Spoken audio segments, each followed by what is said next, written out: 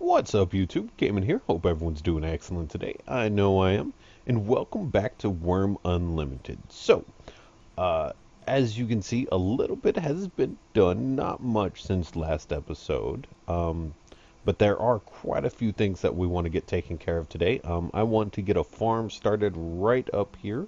I also want to get our warehouse, at least the first level done. I'm thinking it's going to be a 3-story building, but I at least want the first level done today. That way we can start filling it up with all of our storage needs. And then also, I think we're going to start working on a sailboat. But before we start any of that, I was able to actually get the silver that we are going to need to start a deed. So I wanted to showcase that, how that works, stuff like that. So let's go ahead, and what all you need to do is have your deed stake inside of your inventory. If something happened and you actually lost your deed stake, you can still make another one. It's quite easy to make.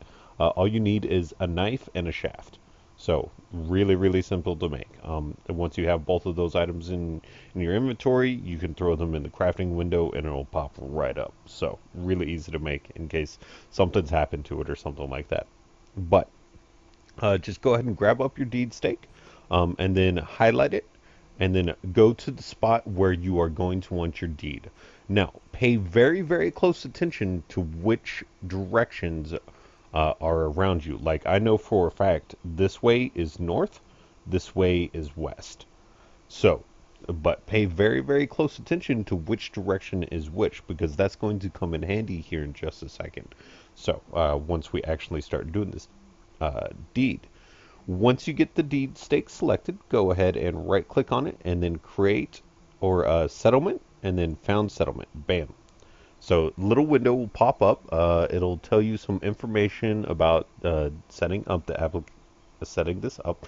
Now, if you want to see how much it is before you do all this, there's an excellent program. It's just a very small, lightweight program that basically you type in the dimensions of the deed that you want, and it'll tell you about how much it'll cost, or it'll tell you how much it'll cost. The prices are up to date and current, so that's excellent. Now, if whenever you use that program, you do need to add 3 copper to the cost, or 3 silver to the cost. I'm sorry.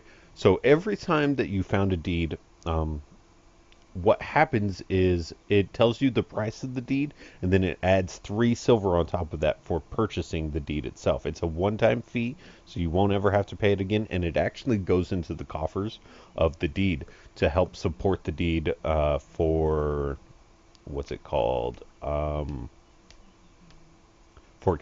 not expansion, but for upkeep cost. So another thing to note is the upkeep cost, the minimum on the upkeep cost is 1 silver. So no matter what, you will always pay 1 silver to keep your deed upkeep. It can go up, but it cannot go below 1 silver. So if you're starting a new settlement and you have lots of silver, and you can, start with the maximum, or not the maximum size, but start with a larger size settlement to up the cost of the upkeep to 1 silver. So, just so that you know, man, words are hard tonight. I can't think. Okay, so let's take a look at this. So this is how you select how big you want your deed to be. Default is 5 by 5 by 5.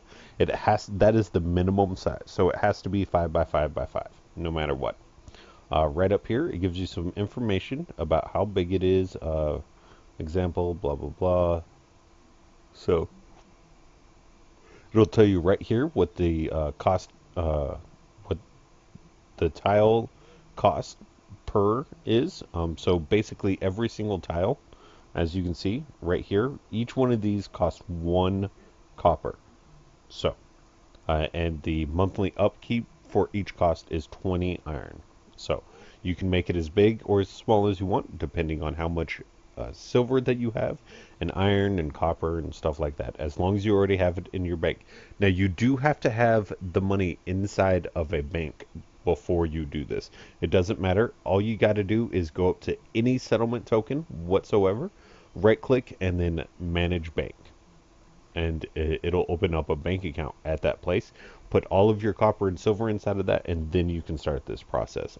Until then, you can go through the motions, but it's not going to allow you to finalize the deed until you have that copper and silver inside of that deed token. So just so that you know about that. I know that I am going to want mine, as you can see in the compass, I'm going to want to bump mine out a total of 8. Uh, 8 to the west, and then I believe 9 to the east. I already took a look in the calculator. This unfortunately will not cover our mine, but that is the maximum that I can go at the moment because that is the maximum of silver that I have on me at the moment. So yeah, that is that. So let's go ahead and click on the next button. As you can see, there is no next button. What you want to do is click the survey button.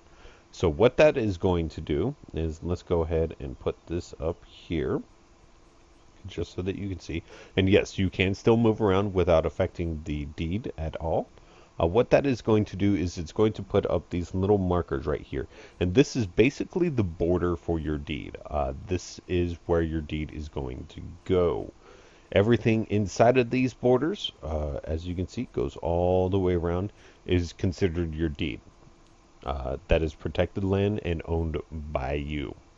So that is a good start. The stage 2, the next stage, is the perimeter of the deed. Basically, it will allow you to, it blocks that area off so that people cannot build within a certain area of your deed. That way you can stop people from building around you, kind of, just a little bit. You can raise this or lower, or you can raise it, but I think 5 is the minimum. So let's take a look here.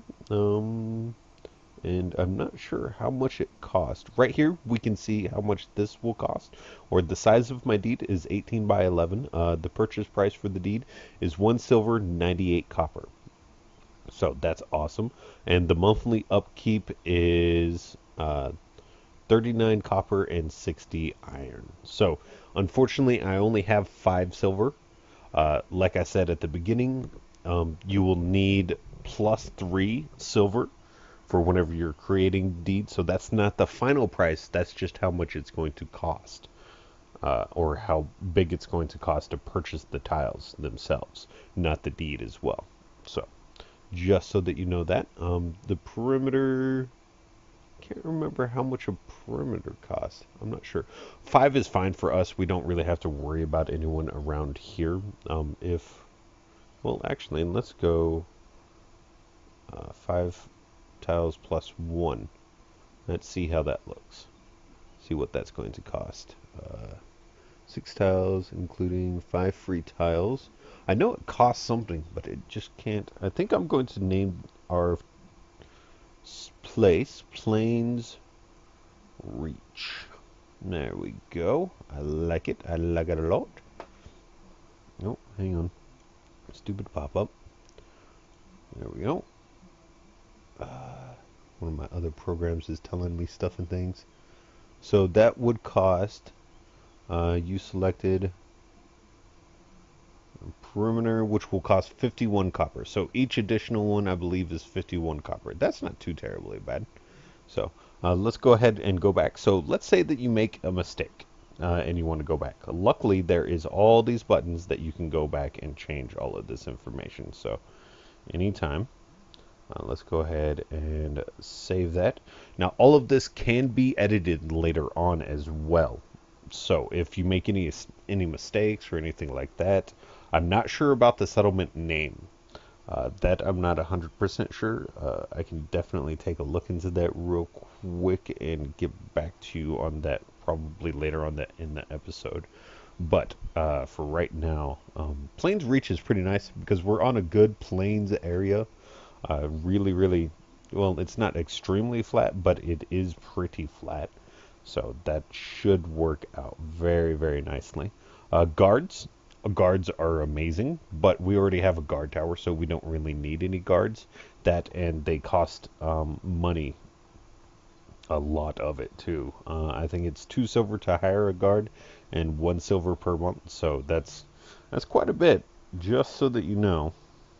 So let's go ahead and save that. So once you are done with everything, you'll have a finalized program set up, or a finalized page, pretty much telling you all the details of your settlement. So let's go ahead and read over this real quick. I like it. I like it a lot. And just click on, well, actually, I think we need to be within the same tile where we started. So right here. And found settlement. Bam. There we go. You have founded and become the mayor of the first citizen of Plains Reach. Awesome. So, what I'm going to do now is go ahead and make a small break, and then we will BRBs once I'm ready for the next segment. All right, BRBs. Welcome back, everybody. A couple of things I forgot to mention before. As you can see here, I haven't really done much. I was just kind of going through this just real quick, making sure everything was good. Oh, everyone's telling me congratulations for finally putting up a deed. Let's see here.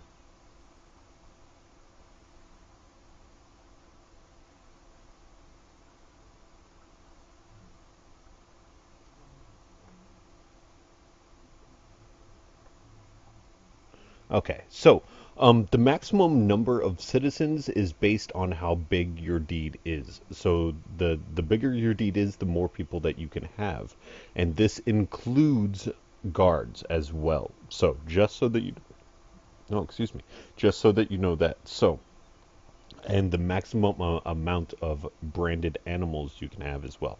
That does not go towards your citizen count though. So you can have 18 branded animals and then 18 citizens and or guards.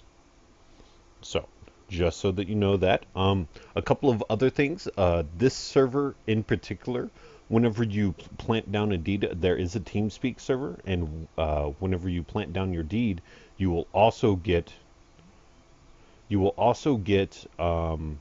a free merchant that you can put in spawn, and then also a what is it? Uh, a private channel for your settlement. So you can always go to your settlement channel. You have complete and total control of it. So that's awesome. Anyways, hope everyone enjoys this. I'm going to go ahead and take a quick break right here and then come back once we start another project. All right? So BRBs. Welcome back, everybody. I wanted to give y'all a quick tutorial on how to use the settlement token. Now that we have it up and nice and going, let me show you a couple of things that you probably don't know, or if you do know, probably want a little more information on. So the first thing is, anytime you kill something, keep it. Keep the corpse. Take the corpse and sell it at your token. The way that you do this is you pick up the corpse into your inventory. You just right click on the corpse. So let me show you. Let me go ahead and drop this guy. There we go. So we have a corpse of a spider here.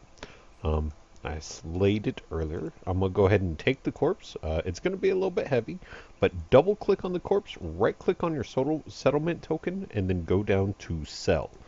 And as you can see, a little timer goes down, and then bam, you receive 11 irons. Your bank will be updated shortly. So for every 10 quality, I believe you gain 1 iron. And then, so that's 11 iron altogether for 100 quality. So you get 1 iron just for selling the corpse, and then 1 iron per 10 quality past that. So 11 iron altogether is the max that you can have. I also have a troll corpse right over here. I'm going to go grab. Don't mind the tent city over here. Pick that guy up. Oh man, we're so heavy. Let's go ahead and drop this for right now. I'll sell him off later. Wanted to show y'all a couple more things about the settlement token. Go and get back over there. Man, I really love this live map. It is just absolutely amazing. So, get a little bit further. I know it's kind of far away. Sorry about that. I wasn't sure how much that corpse would weigh. But anyways, so there's many different options that you can do with the reimbursements, with the settlement token. As you can see, add to upkeep, area history, disband settlement, info, manage citizens, guards, politics, reputations, roles, settings, resize, show village plan, settlement history, Twitter settings. So there is just tons and tons and tons of stuff. So let's go through one by one. The add to upkeep, basically what your upkeep is every month, I believe it's Wurm month, is they will charge you X amount of dollars for your upkeep. So if you go ahead and add to upkeep, right here, the settlement has 2 silver, 99 copper, and 40 iron left in its coffers. Upkeep per month is 1 silver. This means that upkeep should last for about 83 days. So, that's pretty self-explanatory.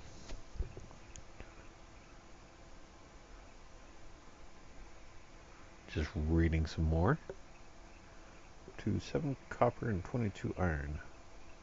Be added to the settlement upkeep fund. So basically what this is so that your settlement can keep going up to 3 months. So you can only add 3 months at a time. Unfortunately, I'm pretty sure is how that works. But as long as you keep adding, your settlement will stay up. So leave that up there for just a second for you. So the next one, area history. It tells you exactly what has been going on in the area.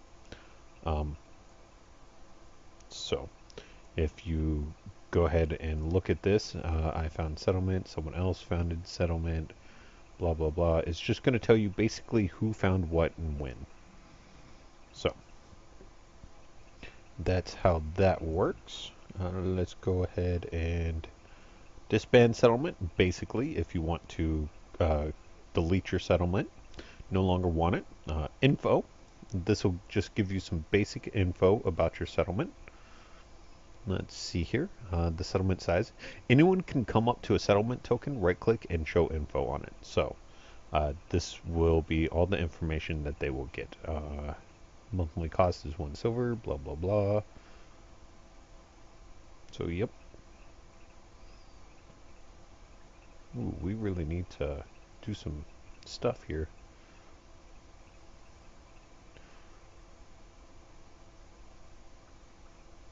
Let me see here.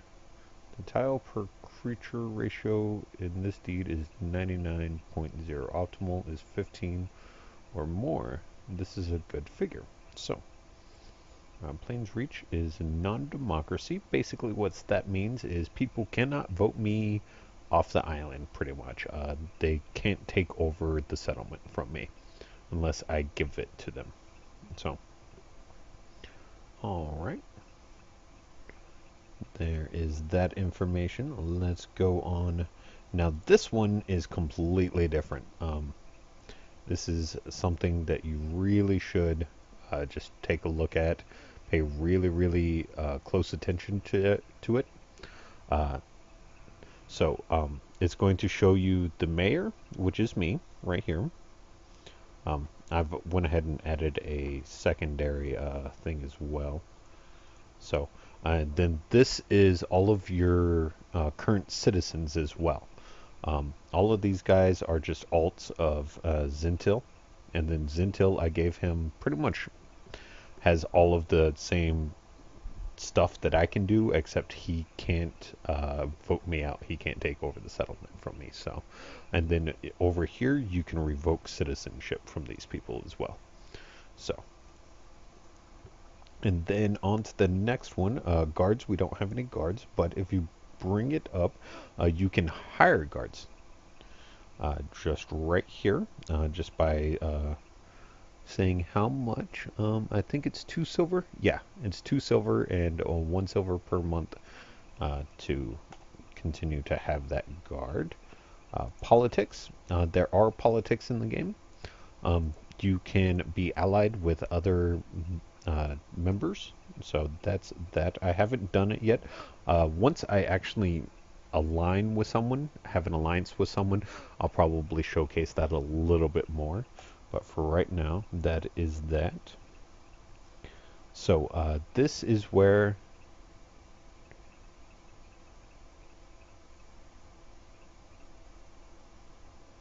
I believe.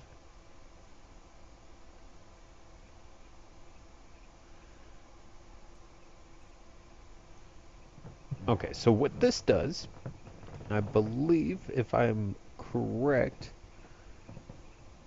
it will set up to where it automatically attacks certain creatures and stuff like that. Rolls. Here is another big one. So let me try and explain this to you the best that I can. So how rolls work is basically you start with two roles. You start with non-citizens and citizens. Non-citizens is basically for anyone who is not a citizen of your place, and this is what they are allowed to do. Is these items right here. Anything that you select in here, then that person will be allowed to do. So if you don't want anyone outside of your village to do anything, then you would just leave this right here, just like this. If you do want them to be able to, let's say, you have a clay pit or a tar pit or something like that, then you can click on this, and it'll allow them to dig that stuff. You can let them cultivate the land. So if you have packed dirt, right-click and cultivate with a shovel in hand. That'll allow them to do that. They can also harvest the fields, stuff like this. So I'm going to select 10 fields. Why not? Let's see here. I haven't really gone through these as of yet. So let me just see here.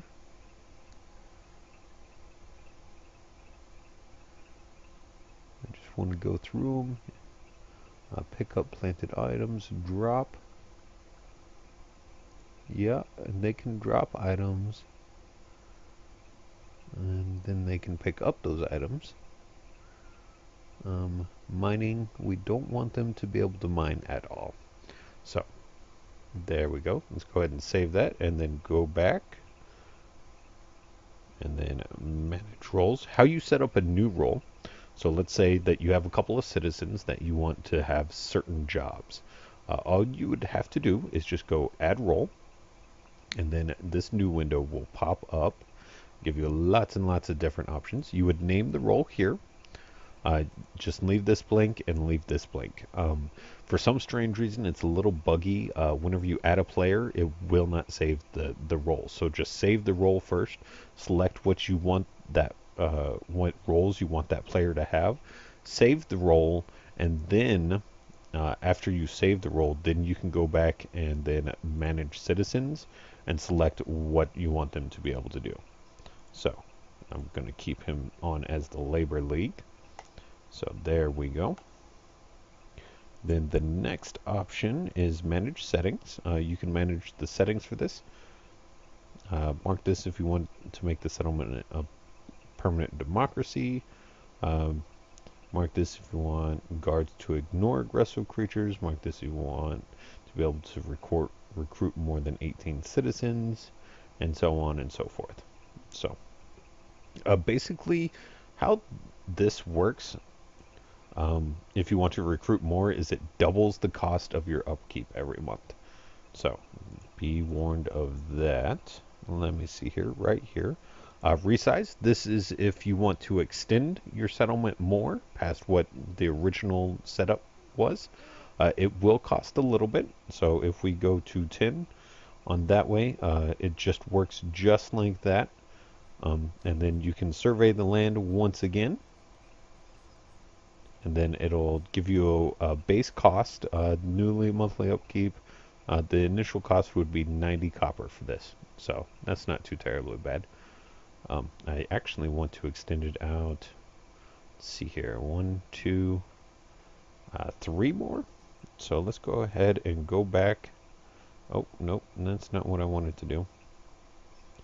Cancel. Just canceled that altogether. I've got to put the actual money inside of the bank first, in which I have to wait 24 hours, I believe. So, yeah. So let's do that later. And then settings, resize, show village plan. This is an awesome little tool right here. So if you're looking to expand your village at all, this is how you can see what exactly is encompassed in your area, in your influence. The center right here, this is the settlement token, and then you would be able to see all buildings inside of this, as well as caves, stuff like that. So this is an awesome, awesome thing, and I love it. It is epic. You can also export it. There's a couple of different out-of-game tools if you're interested in doing stuff like that. So let me see here. And then next, settlement history. This will just show you the history, what the last few events were. And then that is pretty much it. That's the basic overview of the settlement token. If you have any questions, please go ahead and leave me a comment. If you have any tips, hints, or tricks for me, go ahead and leave them down there in the comments as well. What I think I am going to do, let me check something here just real quick. Yeah, I think right here is about a really good wrapping up point. We got our deed taken care of. I went over the basic settlement items. There are a couple of things that I've been getting a lot of requests for. So I'm probably next episode we'll probably go over improving items using the tool belt. It's a much faster method, much better method than just right click, right click, right click, right click, just spamming right click constantly. You just use the tool belt with key bindings, and I'll show you how to do all of that probably next episode once we start building stuff. Right here, I was planning some other buildings, so I removed that just temporarily, just to see how everything would look. And I'm not sure if I like this or not. I don't know. Yeah, that'll be okay. We'll just have to put up some guard rolls up there. And then this right here, all of this is going to be another, oh, what is it called? Man, words are hard. Actually, I might move that back and then put the road in front here. That might actually look really good. I think I'm going to do that instead. This is going to be more workshops up here as well as down here.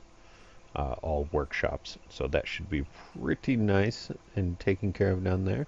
And then over here, someone was telling me that it's actually better, instead of leaving your animals inside of a pen, to leave them inside of your garden area.